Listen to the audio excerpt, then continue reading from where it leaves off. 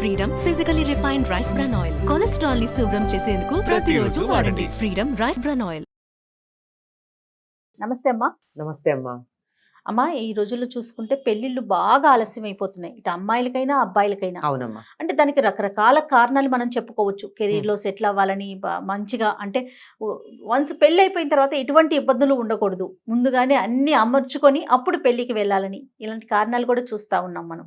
పెద్దవాళ్ళ mind set కూడా మారిపోయిందమ్మా. పిల్లలదే కాదు, వాడు బాగా మంచి ఉద్యోగం వచ్చి బాగా సంపాదన పెరిగాక పెళ్లి గట్టిగా చెప్పాలంటే పెద్దవాళ్ళదే బాగా మారింది కదా. ఇలా ఆలస్యం అవటానికి రకరకాల కారణాలు. ఆలస్యం అవ్వకుండా ఉండాలి అంటే అసలు ఏం చేయాలి? పరిష్కారాలు ఏంటి? ముందరగా పెద్దవాళ్ళ మనసులు మారాలమ్మా. పిల్లలది తప్పదనుకోండి, వాళ్ళు మారాలి. కానీ వాళ్ళు మొదటి నుంచి మనం ఏ భావజాలం వాళ్ళ మనస్సులో పెట్టి పంపుతున్నామో అట్లా తయారవుతారమ్మా. చాలా కొద్ది మంది మాత్రమే సొంతగా ఆలోచిస్తారు, కానీ ఎక్కువ మంది ఎలా ఉంటాయి, తల్లిదండ్రుల అభిప్రాయాలకు అనుగుణంగా ఉండిపోతూ ఉంటారు. అట్లా వాళ్ళకి ఏమిటి, మేము చాలామంది తల్లులు మేము చదువుకోలేదు పెద్దగా, మేము ఉద్యోగాలు చదువుకున్న వాళ్ళు కూడా మేము ఉద్యోగాలు చేయలేదు, చేసినా మేము అత్తగారులకి ఆడబడుచులకి మాటలు విన్నాం, భర్త ఎంత చెప్తే అంత విన్నాం, మేము భర్త చాటు భార్యలుగానే బతికాం, మీరు ఇండివిజువల్గా బతకండి, మీరు తక్కువ చదువుకున్నారా అని ఇట్లాంటి భావజాలం మనస్సులో ఎక్కించటం చాలా మందిలో కనపడుతూ ఉంది. అంటే నోటితో చెప్పకపోయినా ఏదో అక్కడో విసుక్కుంటూ అంటుంది తల్లి, ఎంత చదువుకుని వంటింటికే పరిమితం అయ్యాను, ఎంత చేసినా ఇంతే, నా సంపాదన ఉన్నా నాకు ఖర్చు పెట్టుకునే స్వతంత్రం లేదు, ఇట్లాంటి మాటలు మాట్లాడుతూ ఉంటే పిల్లల మనస్సులో ఎట్లా ఉంటుంది? పడిపోతుంది చిన్నతనం నుంచి విని విని. కనుక ముందుగా పిల్లల జీవితాలు బాగుండాలంటే ఇటువంటి ప్రతికూల భావనలు వాళ్ళ మనస్సులలో రాకుండా ఉండాలి పెద్దవాళ్ళు. ఇప్పటికి ఆల్రెడీ వచ్చేసాయి, ఇప్పుడు మనం చేయగలిగింది ఏం లేదు. ఇప్పుడు మీరు అన్నట్టు ఎవరికి పెళ్లిళ్ళు ఆలస్యం అవుతున్నాయో వాళ్ళు ఆలోచించుకోవాలి వాళ్ళ పిల్లల గురించి. అంతే, వీళ్ళు ఆల్రెడీ సెట్ అయిపోయారు. అలాగే మీరు అన్నట్టు కెరీర్లో సెటిల్ అయ్యాక చేసుకుందాం. అదే ఉదాహరణకు ఒక ఆడపిల్ల కెరీర్లో సెటిల్ అవ్వడానికి 24-23 ఏళ్లకు చదువు పూర్తయ్యాక కెరీర్లో జాయిన్ అయ్యి సెటిల్ అవ్వడానికి 23-24 ఏళ్ల కంటే 5-6 ఏళ్ళు పట్టి దరిదాపుల్లో 30 ఏళ్ళు వచ్చేస్తున్నాయి. అవునమ్మా. ఈ అమ్మాయికి 30 ఏళ్ళు వస్తే తప్పనిసరిగా పెళ్లి కొడుకు అంతకన్నా ఎక్కువ వయసులో వాడు ఉండాలి. అవును, కనీసం 2 ఏళ్ళు వేసుకున్నా 33 అవుతున్నాయి. అతనికి కూడా కెరీర్ లో సెటిల్ అయిపోయి ఉంటారు. ఇద్దరు ఎవరికి వాళ్ళు, నేను హెడ్ అంటే నేను head, 2 heads head on collision కదా. ఇద్దరిలో ఎవరో ఒకళ్ళు నేను అన్నది పక్కకు పెట్టి మేము అనే భావన ఉన్న వాళ్ళు ఉండాలి. అట్లా ఉండడానికి వీలు కావటం లేదు. మగపిల్లలనేమో నీకేం మగమహారాజు అన్నట్టు పెంచుతున్నారు, ఆడపిల్లల దగ్గరికి వచ్చేటప్పటికి నువ్వు మాత్రం తక్కువ, బాగానే చదువుకున్నావు కదా, నీ చదువులో తేడా ఏముంది, ఇద్దరు సమానంగానే సంపాదిస్తున్నారు, ఇంకా గట్టిగా కావాలంటే అమ్మాయి ఎక్కువ సంపాదిస్తూ ఉంది. ఎందుకంటే అమ్మాయిలకు కొంచెం శ్రద్ధ ఎక్కువ కదమ్మా, ప్రమోషన్స్ త్వరగా వస్తాయి, వీళ్ళు ముందుకు వెళ్ళడం బాగా ఉంటుంది. ఆడపిల్లల్లో ఈ విషయం కొంచెం మగపిల్లల కన్నా బాగుంటుంది. కెరీర్లో కూడా ఎక్కువ మంది ప్రిఫర్ చేసేది కూడా ఆడపిల్లల్ని ప్రిఫర్ చేస్తున్నారు. ఎందుకంటే కదలకుండా కూర్చుని చేస్తారు, వీళ్ళు విత్ కసి చేస్తారు, కిల్లర్ ఇన్స్టింక్ట్తో చేస్తారు. ఇంతకు ముందు తరంలో ఆడవాళ్ళు అంత ఇదిగా లేరు కదా. ఇప్పుడు మేము we want to prove our self అని చెప్పి చాలా కసిగా, సైకాలజీలో కిల్లర్ ఇన్స్టింక్ట్ అంటారు దాన్ని, దాంతో చేస్తారు. అట్లా చేయడం వల్ల రిజల్ట్స్ ఎక్కువ ఉంటాయి. ఎంప్లాయర్ ఎప్పుడు కూడా వాంట్ టు గెట్ బెనిఫిట్. దీంతో వీళ్ళ జీతానికి వీళ్ళ పదవికి మ్యాచ్ అయ్యే పైగా ఉండే అబ్బాయిలు దొరకడం కష్టం అవుతోంది. ఇంకా అబ్బాయిల దృష్టికోణం నుంచి కనుక ఆలోచించినట్టయితే వీళ్ళు సెటిల్ అయ్యేటప్పటికి వీళ్ళకి పిల్లలు దొరకడం, అంటే వీళ్ళు 30 ఏళ్ళ ప్రాంతాలకు అయ్యేటప్పటికి ఆడపిల్లలు మేము సెటిల్ అవ్వాలంటూ ఉన్నారు. అవును అవును. దాంతో వీళ్ళకి దొరకడం లేట్ అవుతూ వీళ్ళకి లేట్ అవుతుంది. ఒక రకంగా 3 పదులు దాటేటప్పటికల్లా జీవితంలో సగం అయిపోయిందన్న భావన వస్తుంది. ఇప్పటిదాకా ఉన్నాం కదా అని. ఇంకా వాళ్ళ వ్యక్తిత్వాలు కరుడు కడతాయి. వ్యక్తిత్వం ఏర్పడడం వేరు, ఉన్నది అలా గట్టిగా బిగుసుకుపోవడం వేరు. ఆ బిగుసుకుపోయి సర్దుకుపోవడాలు తగ్గుతున్నాయి బాగా. అందువల్ల అంటే ఇండివిజువాలిటీ అనేది బాగా అలవాటు అయిపోతుందమ్మా. అదే అంటున్నా, దాన్ని బట్టి మీరు కరుడు కట్టినట్లుగా అయిపోతుంది, బిగుసుకుపోతారు. అదే అదే అదే దానివల్ల ఏమవుతుంది, సర్దుబాటుకి ఇష్టపడట్లా.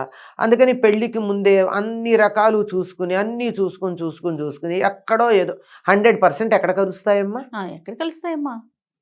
ఆఖరికి జ్యోతిష్యుల దగ్గరికి వెడితే కూడా వాళ్ళు ఏమంటారు, 70% కలిస్తే ఎక్సలెంట్, అసలు అలాంటి మ్యాచ్ ఇంకోటి లేదంటారు. 30-40% కూడా ఒప్పుకుంటారట, చెప్పారు వాళ్ళ మాట, నాది కాదు ఇది. అట్లాంటిది మన లెక్కల ప్రకారం అన్నీ కలిసి ఉండాలి. వాళ్ళకు బిల్డింగ్ ఉండాలి, వెనకాల బ్యాగేజ్ ఉండకూడదు, బ్యాంక్ అకౌంట్ ఉండాలి, పదవి ఉండాలి, కారు ఉండాలి, ఇవన్నీ ఉండాలి అని నువ్వు సంపాదించిందంతా ఏం చేసావు నువ్వు? మనమన్న ఫీలింగ్ ఉంటే ఇద్దరు చిన్న ఉద్యోగాల్లో ఉన్నా, అంటే ఉద్యోగం చిన్నదానికైనా ప్రారంభ దశలో ఉన్నట్టయితే ఇద్దరూ కలిసి దే కెన్ బిల్డ్. ఇల్లు ఇద్దరూ కలిసి కొనుక్కున్నా అనుకోండి, మా ఇల్లన్న ఫీలింగ్ ఉంటుంది. లేకపోతే నా అని ఉంటుంది. నా ఇంట్లో నువ్వున్నావు అనే మాట ఇద్దరిలో ఎవరో ఒకళ్ళు అంటూ ఉంటారు. ఇది చూసి ఒకటి. రెండోది, అమ్మా నాన్నలు బాగా దెబ్బలాడుకుంటూ ఉంటే చూసి పెళ్ళొద్దనుకునే పిల్లలు చాలా మంది ఉన్నారు. పెళ్ళి అన్నది ఒక తంట, 100 ఏళ్ల తంట, అది 100 ఏళ్ల పంట కాదు అని మానేసిన వాళ్ళు నాకు తెలుసు. అది కాక కొంచెం ఇబ్బందిగా ఉంటుంది, కానీ చెప్పక తప్పదు. నాకు 4-5 అమ్మాయిలు చెప్పినటువంటి మాట ఏమిటంటే, ఎందుకమ్మా ఆలస్యం అంటే, అమ్మా మనం ముందు పరీక్ష చేయలేము, కానీ అయిన తర్వాత మాకు తెలిసిన చాలా మందికి బాయ్స్ ఆర్ ఇంపార్టెంట్, విడాకులు తీసుకోవాల్సి వస్తుంది, ముందు పరీక్ష చేయడం అన్నది మర్యాదగా ఉండదు, అందువల్ల ఎందుకు వచ్చిన రిస్క్ లైఫ్లో అన్నారు. చాలా బాధ అనిపించింది. మీరు గమనించినట్టయితే హ్యాపీగా విడాకులు తీసుకుని సెకండ్ మ్యారేజ్ చేసుకున్న అమ్మాయిలు చాలా మంది కనపడుతున్నారు ఈ మధ్య.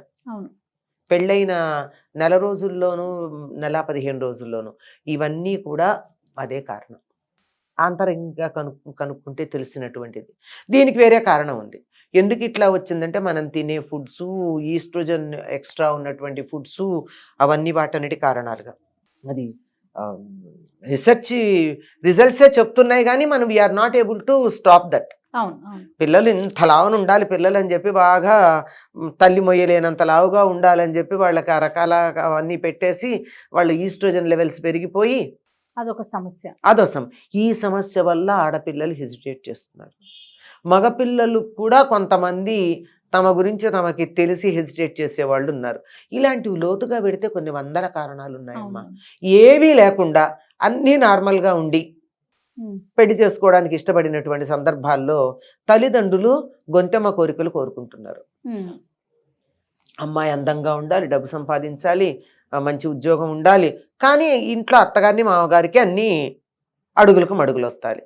వీళ్ళని బట్టి చేస్తారు, అంతే కదా. పూర్తిగా చెయ్యాలి, పూర్వకాల పద్ధతిలో చెయ్యాలి, మడిగట్టుకుని వంట చేయాలి, తెల్లారుజామున భర్త లేచేటప్పటికి అమ్మాయి వంట చేసి స్నానం చేసి అన్నీ సిద్ధంగా పెట్టాలి. ఇట్లాంటివంటే ఎట్లా కుదురుతాయి? ఈ రోజుల్లో కుదరవు. కనుక అటు అమ్మాయి తల్లిదండ్రులు, అబ్బాయి తల్లిదండ్రులు కూడా కాంప్రమైజ్ అవ్వాలి. వాళ్ళు కాంప్రమైజ్ అవ్వకుండా సంబంధాలు పోయినటువంటి నాకు బోలుడు తెలుసు. అవునమ్మా. చిన్న చిన్న విషయాలు ఇక్కడ పిల్లలు కాదు, పెద్దవాళ్ళ కాంప్రమైజ్ లేకపోవడం వల్ల. కనుక ఇన్ని కారణాల్లో మనకి నిజంగా అమ్మాయికో అబ్బాయికో పెళ్లి చేయాలనే ఉద్దేశం తల్లిదండ్రులకు ఉంటే వెంటనే వీటన్నింటినీ పక్కకు పెట్టి పెళ్లి ప్రధానం అనుకున్నప్పుడు పెళ్లిళ్ళు అవుతాయి. అంతే, సార్ట్అవుట్ చేసుకోవాలి. అన్నీ కుదిరితే జాతకాల్లో కూడా తేడాలు ఉంటే దానికి పరిష్కారాలు కూడా ఉన్నాయని శాస్త్రాలు చెప్తున్నాయి. అవి కూడా చేసుకోవచ్చు. ప్రతి దానికి పరిష్కారం ఉందట, ప్రతి దానికి ఉంది. అంటే చాలా పాపులర్ గా ఉండేవి కొన్ని చెప్తాను. ఏదో మూలా నక్షత్రం ఏదో ఉంటే అత్తగారికి ఏదో చెప్తారు, అత్తగారి లేని సంబంధం చూడండి పీడాపోయే. అంతే కదా, ఎంత సింపుల్, అంతే కదా. అవును, అంటే ఇట్లా అనేక మార్గాలు ఉన్నాయి. If at all you have an intention. అన్నీ ఉండి ఇంత కాంప్రమైజ్ అవుదాం అనుకున్నా ఏదో కారణంగా కుదరట్లేదు, అది కూడా ఉన్నాయి కొన్ని. అట్లాంటప్పుడు మంచి అనుకూలమైన సంబంధం రావాలి అంటే ఆడపిల్లలు నిజంగా పెళ్లి చేసుకుందాం అని కోరుకుంటే తులసికోట దగ్గర కూర్చుని రుక్మిణీ కళ్యాణం 40 రోజులు చదివితే 40 రోజుల లోపల 100కి 100 పాళ్ళు మంచి సంబంధం వస్తుంది. ఇందులో అనుమానం లేదు. చాలా మందికి చెబితే చేసి జరిగింది అని అనుభవపూర్వకంగా చెప్పారు. ఓహో. ఇది నేను శాస్త్రం గురించి మాట్లాడటల్లా, అనుభవం ప్రకారం చెప్పింది. ఉమ్. అమ్మాయి కూర్చుని 40 ఎంతసేపు రోజులు. పడుతుందమ్మా, తెలుగు చదివినా చాలు. పోతనామాచ్యుల వారు మహర్షి, ఆయన తెలుగులో రాసిన చదివినా సరిపోతుంది, సంస్కృతం ఎక్కర్లా. హాయిగా 25-30 నిమిషాలు పడుతుందేమో, మొదట్లో కొంచెం ఎక్కువ పడుతుంది, తర్వాత కొంచెం తక్కువ అలవాటు పడుతుంది. పడతాం కదా.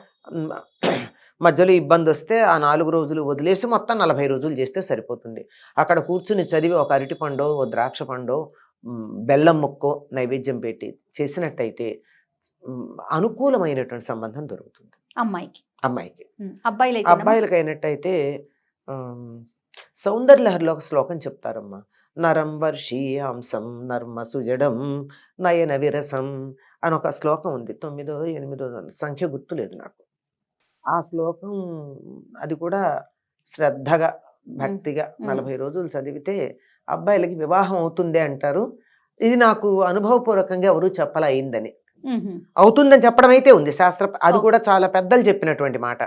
ఇదైతే అనుభవంలో కొన్ని 100 మంది మాకు అయిందని చెప్పినటువంటి వాళ్ళు ఈ శ్లోకం.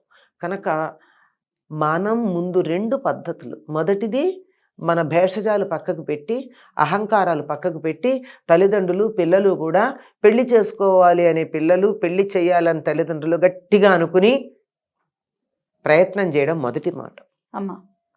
రెండోది అయితే కూడా పనిచేయలేదు, ఏదన్నా వేరే రకాలైనటువంటి మానవాతీతమైన శక్తి లాంటిది ఏదైనా అడ్డంగా ఉందంటే ఈ 2 చేస్తే అవుతాయి అని చెప్పి చెప్తారమ్మా పెద్దలు. తప్పకుండా ప్రయత్నం చేసి చూడొచ్చు. తప్పకుండా. నమస్తే అమ్మా. సుమన్ టీవీలో మీ పర్సనల్ అండ్ బిజినెస్ ప్రమోషన్స్ కోసం కింది నెంబర్కి కాంటాక్ట్ చేయండి.